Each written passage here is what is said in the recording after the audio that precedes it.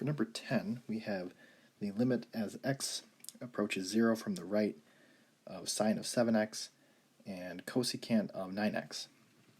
So sine of 0 is definitely 0. Cosecant of 0, as you approach from the right, so if you actually look at the graph, you'll notice that it's heading up towards infinity. So this will actually be infinity.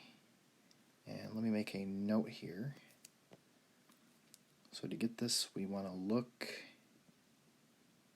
at a cosecant graph. So if you put into y1 1 over sine of x and graph it using zoom trig, you'll see it kind of looks like this.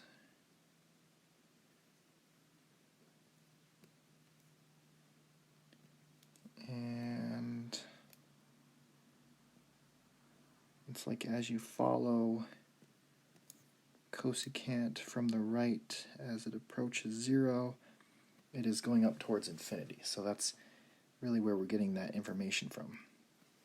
So this is an indeterminate form, 0 times infinity. Now, how we deal normally with 0 times infinity is we actually try to change it. So we want to try to change into the 0 over 0 case. So we're basically trying to change it back into the other indeterminate form. So before I even take L'Hopital's rule, I want to actually rewrite it. And I can do that by using a trig identity. So the sine of 7x, I'm going to leave that alone. But the cosecant, I can write as 1 over sine, or I can just move that cosecant to the denominator as a sine.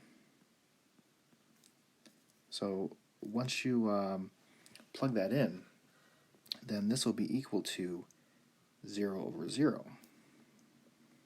So this is now that form. So now I want to use L'Hopital's rule. So if I use L'Hopital's rule, then the limit as x approaches 0, and I can leave the plus there.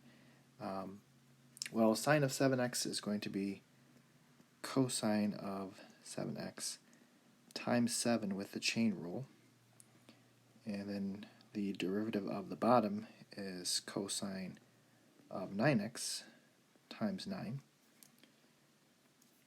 So this is going to be equal to the limit as x goes to 0 of 7 cosine of 7x all over 9 cosine of 9x.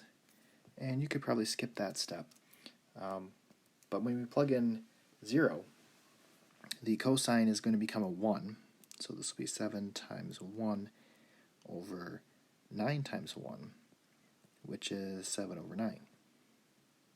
And that'll be our answer.